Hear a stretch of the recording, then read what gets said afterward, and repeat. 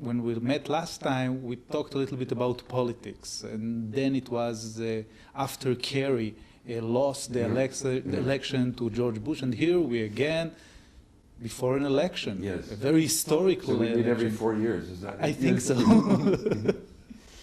What thoughts do you have on this election? Well, I have nothing but fear running through my blood right now, I must say. I want Obama to win very much. I think he'll be good for the United States, very good for the world.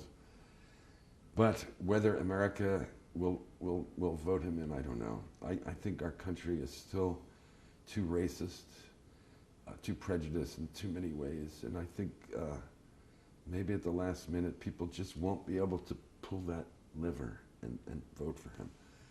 But I hope I'm surprised. I want to be surprised. I want my pessimism to be undermined, to be challenged by something unexpected and beautiful. So we'll see. We'll see. You write about the war in Iraq. How do you think this war really influenced the American people? Well, the problem with this war is it's a phony war. It was a war generated by propaganda, by lies, absolute lies, and that the Bush administration could persuade 75% of the American public that Osama bin Laden and Saddam Hussein were working together seems to me the height of craziness. And I must say, the press went along with this. There was no challenge from the TV, newspapers, radio.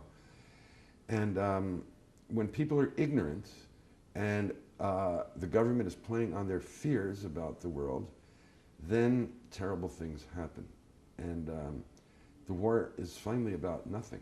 And I think it, ultimately, I'm sure they were thinking oil. Oil is probably, that was their big goal, get Saddam Hussein out and then start cashing in on the money that can be gained from Iraq, prove a point that we can establish democracy, whatever democracy means, in a country in the Middle East. Absurd ideas and badly managed, even on their own terms. They did it in a stupid way.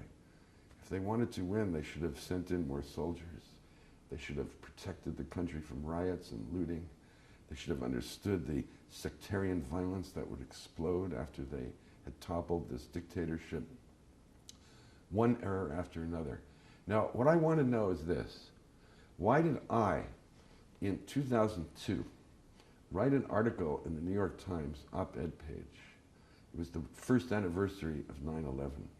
So it was about 9 months before the invasion of Iraq.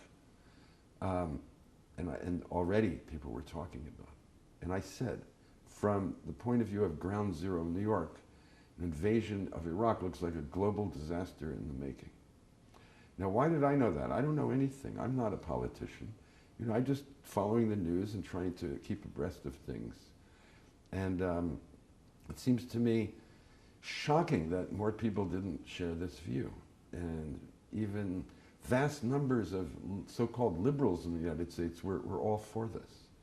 And you just don't do that. You just don't start picking on countries because you don't like someone there. He was a monster, yes, but that's another issue altogether. To your opinion, is that a lesson we should learn with other countries, like Iran, for instance? Well, yeah, because I think it's too late now. Bush is not going to do anything before he leaves office. But 6 months ago, I was getting, especially very worried that they were going to do something.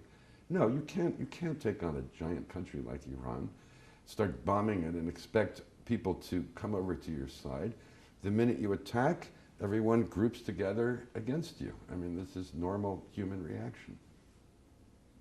We'll return a little bit to Israel, and your first chapter, the first chapter of your book was published on one of Israel's popular websites, and I read the talkbacks, and they were very, very giving you high compliments and saying, he's a genius, a very good work.